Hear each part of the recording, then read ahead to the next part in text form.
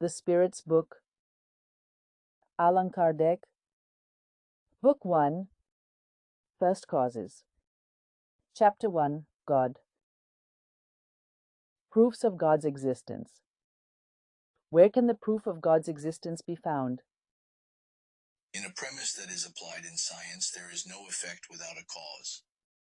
Investigate the cause of anything that is not the work of human beings, and reason shall provide the answer. To believe in God, simply observe the works of creation. The universe exists, therefore there is a cause. Doubting the existence of God would be to deny that every effect has a cause, and to presuppose the idea that something could be created from nothing. What inference can be drawn from the innate perception possessed by all of humanity concerning God's existence? That God exists, because from where would this idea originate if there were no real basis? Once again, this is a corollary of the principle stating that there can be no effect without a cause. Could our intuitive sense of God's existence simply be the result of education and the product of acquired ideas? If such were the case, how could this intuitive sense be retained by primitive cultures? If the sentiment of the existence of a supreme being were solely the result of education, it would not be universal and would only exist, like all acquired knowledge, in the minds of those who have received this education. Is the first cause of creation found in the essential properties of matter? Then what would be the cause of these properties? There must always be a first cause.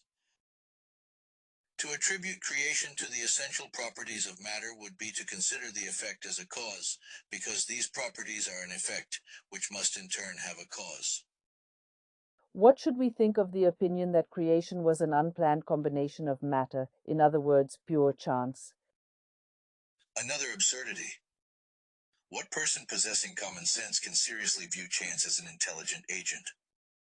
Besides, what is chance? Nothing. The harmony that regulates the universe can only result from predetermined combinations and ends, thereby revealing the existence of an intelligent power. Attributing creation to chance is irrational because chance is blind and cannot produce the effects of intelligence. If chance were intelligent, it would no longer be chance. 9. Where may we see in the first cause of all things a supreme intelligence, superior to all other intelligences? There is the proverb that dictates, "The worker is known by his or her work." In that case, look at the work and you will fan the author. Pride is what creates skeptics.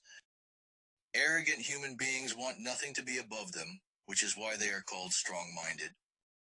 Pitiful beings, just one breath from God would obliterate them. We evaluate the power of intelligence by its works. As no human being could create that which is produced by nature, the first cause must be superior to humans. Regardless of the wonders accomplished by humankind, human intelligence itself has a cause, and the greater the results achieved, the greater the cause of which it is the effect. It is this supreme intelligence that is the first cause of all things, whatever name humanity may bestow upon it.